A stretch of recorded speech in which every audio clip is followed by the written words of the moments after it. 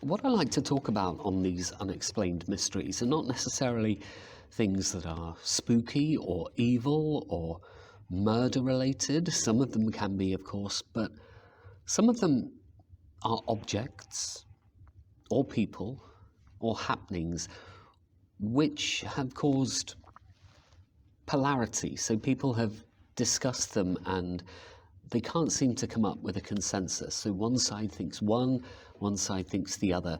And this item, more than any other, I think, really embodies that. This is the Shroud of Turin, and it's a 14-foot linen cloth, simply put. But what it does is it bears an image of a crucified man. And for a lot of people, it's become a popular Christian, if not specifically Catholic, icon. For many people, it is the authentic burial shroud of Jesus Christ. But for others, probably more so, it is a religious icon, and it reflects the story of Christ, but maybe not necessarily the original shroud. It's appeared in records for over 600 years, and it remains this important symbol. The first time it surfaced in documented evidence was in the 1350s in medieval France, in a place called Liry, L-I-R-E-Y. And it was a French knight named Gerard I, and he presented it to the dean of the church in Liry, and he presented it as Jesus's authentic burial shroud. There's no record that exists of how Deshani got his hands on the shroud, nor where it was in the over 1300 intervening years since Christ's burial outside Jerusalem. The Pope, in the 1300s, he soon declared it was not an actual historic relic, but after the Church of Liry put the shroud on display, the church did begin to draw a lot of pilgrims, and also a lot of money. However, many prominent members of the church, they remained skeptical of its authenticity. Now we get to around 1389. Pierre d'Arcy, the Bishop of Troyes in France, sends a report to Pope Clement VII. And it claims, this report, that an artist had confessed to forging the shroud. Furthermore, D'Arcy claimed the dean of the Liry church knew it was a fake and had simply used it to raise money anyway. In response, the Pope declared that the shroud was not the true burial cloth of Christ. Still, he said the Liry church could continue to display it if it acknowledged the cloth was a man-made religious icon rather than a historic relic. And today, to this very day, Pope Francisco, still describes it as an icon rather than a relic. Deshani's granddaughter was excommunicated for selling it to Italian royals, and in 1418, when the 100 Years' War threatened to spill over into Liry, Geoffroy Deshani's granddaughter, Margaret Deshani, and her husband, they offered to store the cloth in their castle. Her husband wrote a receipt for the exchange, and he acknowledged that the cloth was not Christ's authentic burial shroud, and he promised to return the shroud when it was safe to do so. However, she, Margaret, later refused to return it, and instead took it on basically a tour, advertising it as Christ's real burial shroud. We jump forward in time, 1453, still nowhere near present day, but things are happening. Margaret Deshani sold the shroud in exchange for 2 castles to the royal palace of Savoy, which ruled over parts of modern-day France, Italy, and Switzerland.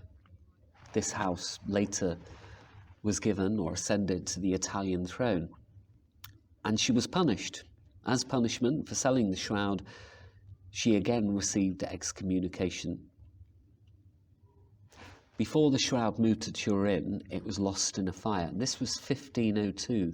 The House of Savoy placed the shroud in the Sainte-Chapelle in Chambéry, which is now part of France. 1532, a fire broke out in the chapel.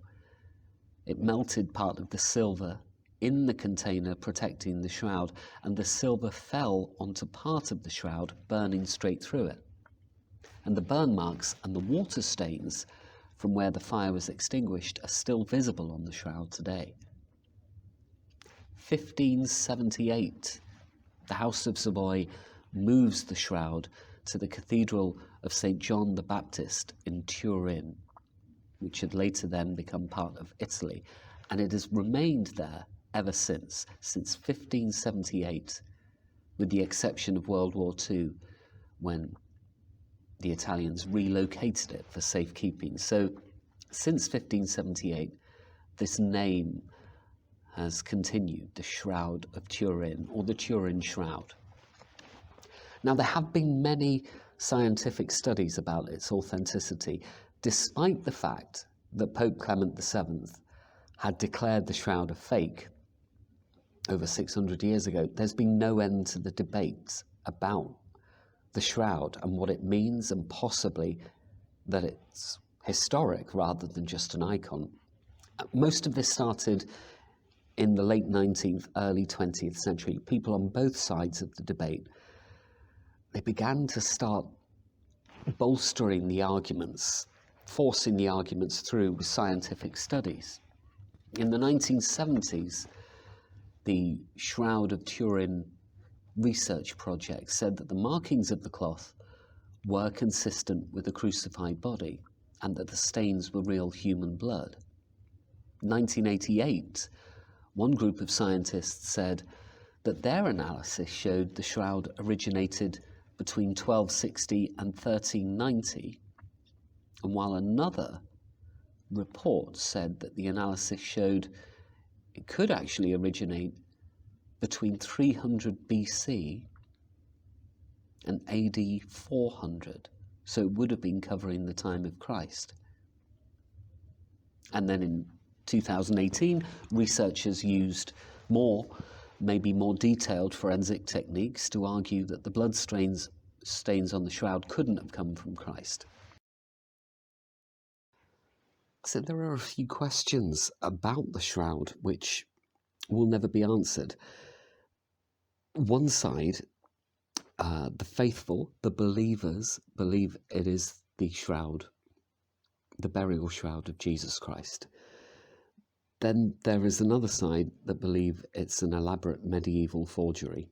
And then there are the people in the middle who, although, like the Catholic Church today, they say it's not the shroud of Jesus Christ, it's not his burial shroud, but it is an iconic relic.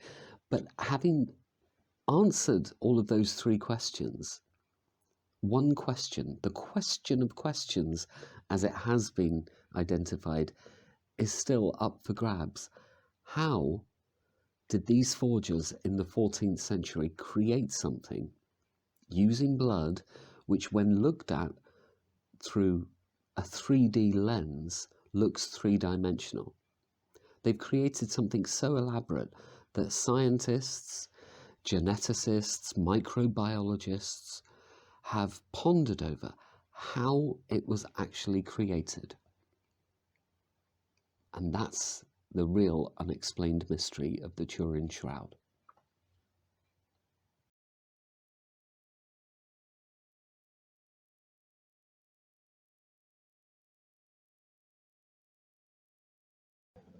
What we're going to talk about now are the Toynbee Tiles, Toynbee tiles. Now, they're believed to be made of linoleum and asphalt and crack sealant. They are license plate sized, and they're colourful, and they're mosaic tiles, and they've been seen on the floor in about 24 major American cities since the 1980s. And they're called the Toynbee Tiles. Their origin and their purpose are a bit of a mystery. They're inscribed, typically, with a certain phrase, and it's a bit of a confusing one. And the phrase reads, Toynbee idea in movie 2001, resurrect dead on planet Jupiter. So make of that what you will. These tiles were originally discovered in Philadelphia. They've also been documented in many other cities: Pittsburgh, Cleveland, St. Louis, Cincinnati, New Jersey, New York, Washington, Boston, and even some in South America. Now, there's been a bit of a lull, so there was a gap, but they began in 2011, this new tiles that started to appear again, and they appeared in New York and Philadelphia. The first ones were always in Philadelphia, and then there was a gap. Now, we're not sure why, this hiatus. It could be that the age of the tiler and the decades of maybe installing these cryptic tiles by night, and it would have to have been by night, maybe that had caught up with them. They might have fallen ill, they might have passed away. And some people speculate that this gap was sparked by the attention that was drawn by a documentary in 2011, and it was called Resurrect Dead, The Mystery of the Toynbee Tiles. There was a 30-year span in which the tiles had been installed, and then suddenly it stopped for a bit. And maybe the documentary and the tile maker himself felt, well, I need to take a bit of a back seat because I might get found out. More people are getting to know about this.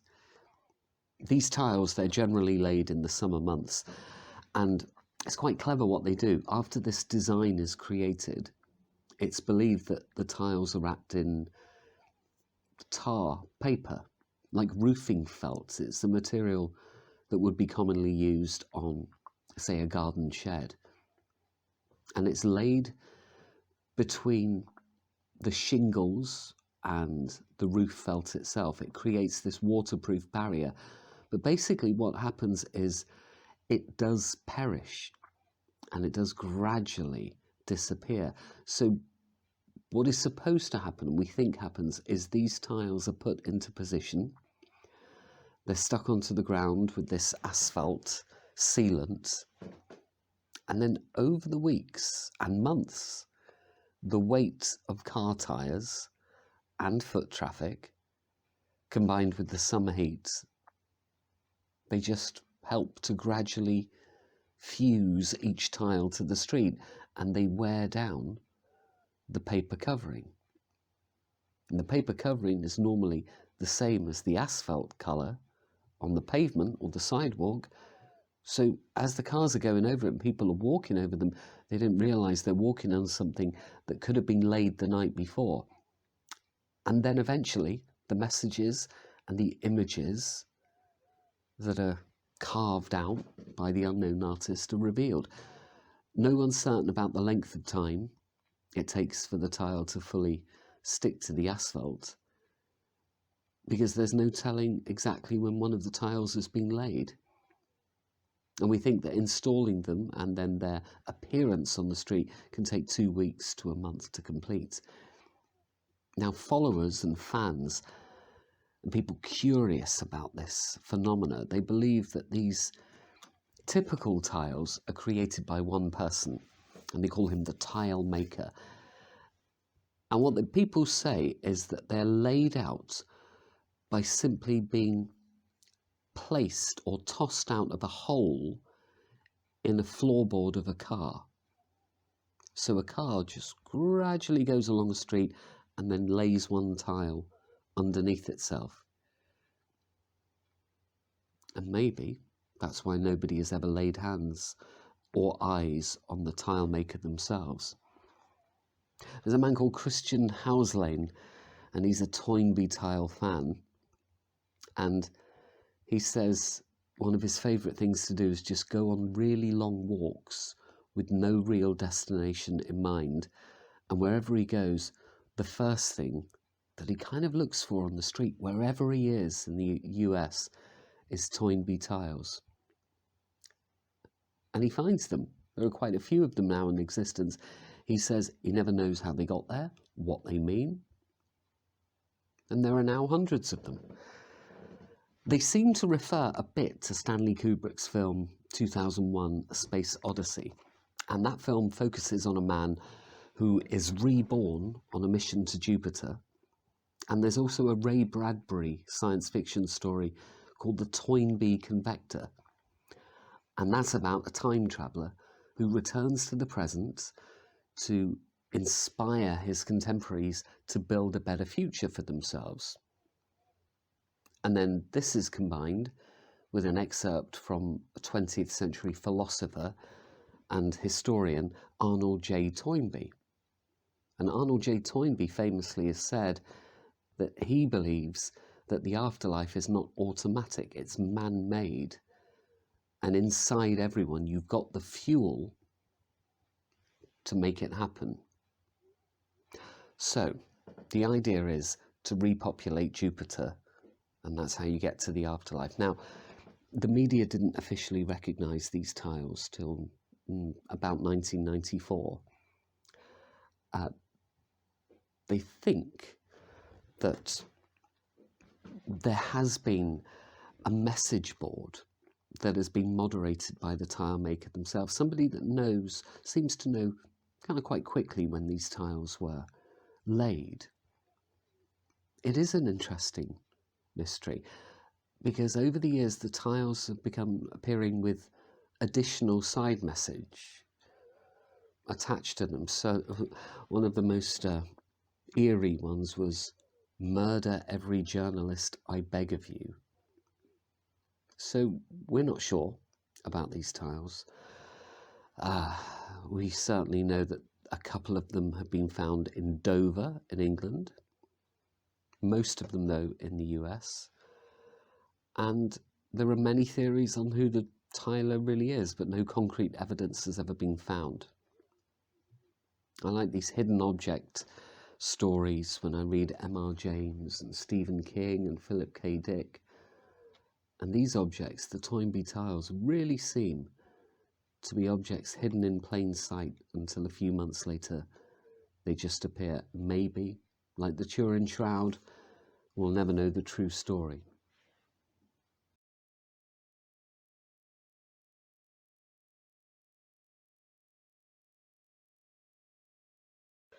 There's this great coincidence story about Anthony Hopkins, and this was a few years before he was becoming a leading man in Hollywood. He was a well-respected actor. He'd done a lot of theatre in the UK, and finally, for him, he had managed to secure a part in a Hollywood film. It was called The Girl from Petrovka, and it was a comedy thriller alongside the great Goldie Hawn. And the movie itself is more famous because of the coincidence story that was told by Hopkins than maybe the film itself. Anyway, what normally happens is when an actor gets a part in a movie that's based on a book, most of the time what you do is read the screenplay, because you're not filming the novel. Somebody has adapted the novel, so you concentrate on the screenplay. But then if you get the role, you go back to read the original source material. And that's exactly what Hopkins did. He secured the role in the film, and then he went looking for a copy of the novel, The Girl from Petrovka, and it was written by a man called George Pfeiffer. And this was the 70s. He was in London. He couldn't find a copy of the book anywhere. He wanted it straight away rather than order it.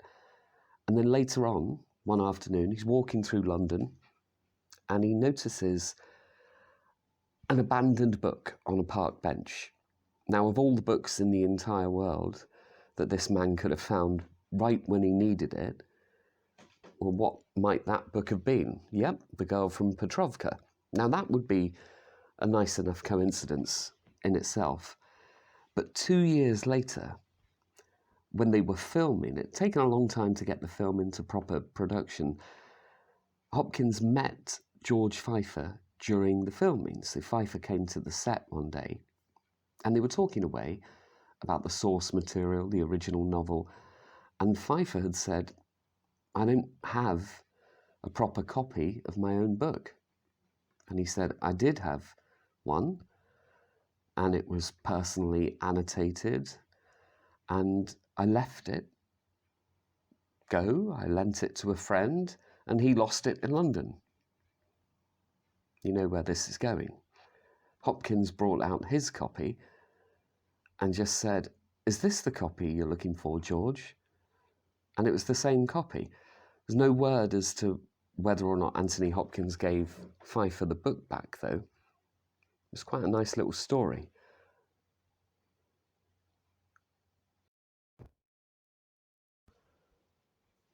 Let's talk about my bike. My bike, which I lost about 15 years back. So the circumstances around losing it, they were a bit annoying at the time. I've understood why it may have happened, but the circumstances around me finding the bike again were the really curious part. Now, I was acting in a play on tour. It was about 15 years ago. The company of us were travelling to cities around the south of England. Now, whenever I get, and it's not that often, but it does happen, a little touring job in a play, you get this great chance to stay in places that you might not normally visit. And normally, if you do visit them, you might go for a day or two, but you get to stay for a week or 2 weeks. So it's not like a day trip. You get to really know parts of the country, sometimes parts of the world. Now, most of the cast and crew and the costume department, they're going to be busy on the Sunday in between the venues changing. What I used to do is drive home on the Saturday night and then drive to the new location the Monday morning. And I always tried to stay a bit outside the main town centre, so not right next to the theatre. And I'd always bring my bicycle, with me. And it meant that I could pay less for accommodation outside the town and get some exercise when you were there. Anyway, we're in a place called Guildford, just outside London. The company were paying for the accommodation, so I thought I might as well do the same. They pay you subsistence. They give you a certain amount of money each week, and they say use that for travel and accommodation. So I thought, okay, I will stay outside the town centre. The rent for the apartment or the room in a house will be cheaper, and I'll feel I'm somehow winning. I'm making money rather than spending extra money in town, and I'm getting the exercise. So I thought I'll do the same. I'll stay outside and I'll cycle around for a week. On the final night, the Saturday, just before the final bow, I had rushed back to my dressing room, packed everything into my backpack, so that after the bow, the curtain call, I could just run back to the dressing room, get my backpack and cycle back to the car, and I could try and get home before midnight. I got out of the theatre. I went across the road. My bike had been stolen. I had chained it outside a restaurant called Garfunkel's. It was just round the corner from the theatre. The cable lock was gone. It was one of those keypad ones, you know, with 5 or 4 numbers. This one particularly had. So it would have been about 10,000 combinations. Anyway, the cable lock itself was gone. I got a cab back to my car, drove home, pretty annoyed, but it wasn't an expensive bike, so it wasn't the end of the world. 5 years after this, I get another tour, a different play, a different route around the country, but one of the stops was in Guildford. So it's 5 years difference. And this time I got the train there every day. They weren't paying for the accommodation, and I thought it's going to take me an hour and a half to get home, but I'd rather stay at home than rent a room. So they had done up the main town centre, especially just outside the train station. Everything was a bit different. The Garfunkels, that I had chained my bike outside 5 years previous. That was gone. It was now a different restaurant. Anyway, the last night, the Saturday night, I did my usual routine, packed up my stuff from the dressing room, and I took the final bow after the curtain call. I went to say goodbye to the stage doorkeeper, and then I went on stage to say goodbye to the crew. Now, straight away after a show finishes, the crew are packing up and dismantling the stage because they want to get going to the next venue. They had the radio on. And I said, thanks for everything, guys. See you again. See you on Monday. And the song on the radio was Art Garfunkel's Bright Eyes. And I said, oh, Garfunkel's. And one of the crew said, well, what are you talking about? And I said, well, and I stayed for a few minutes and I told them the story of when I had been there the last time and my bike was stolen outside Garfunkel's near the station. And I said, oh, I'm glad that restaurant's gone. I went back to the station, and because I had been having this chat with the crew, I ended up just missing my train. So I had about half an hour before the next one to Clapham Junction in southwest London. So I thought I would pop to get a coffee just outside the station, again across the road. So I went and got my coffee, and I came back out and I looked at the station, and I looked just to the left of the station, and believe it or not, I saw a bike. It looked like my bike, and it wasn't chained there when I came out of the train station, but it was then there when I came out of the cafe. So within about 3 minutes, my bike had been chained to a lamppost just where it had been 5 years before. I went up to it, looked pretty much the same. I had a new saddle, a couple of new tyres, but I remembered it. So somebody 5 years later had chained my bike up at the same place it had been stolen from. And then I had this idea. The cable lock had gone 5 years before, and I looked at the lock, and I swear on my life it was the same keypad lock I had. 4 numbers, 10,000 combinations. And it was my lock. I remembered the scratches on it. So whoever had stolen it had spent either a week while I was inside the theatre going through all 10,000 possible combinations, or, as I had imagined, I had not locked it properly and I had not twisted the numbers round after I clicked the lock into place. And then I had another thought. Hold on, the lock's the same. Maybe the combination is. And I had always used the same combination. It was an important family date, so I tried it, and it worked. And they hadn't changed the combination, so I had 2 options. Would I wait to see who had actually taken the bike in the first place, or would I take my own bike and get on my train? I took my bike and I got on my train, and I still use it to this very day.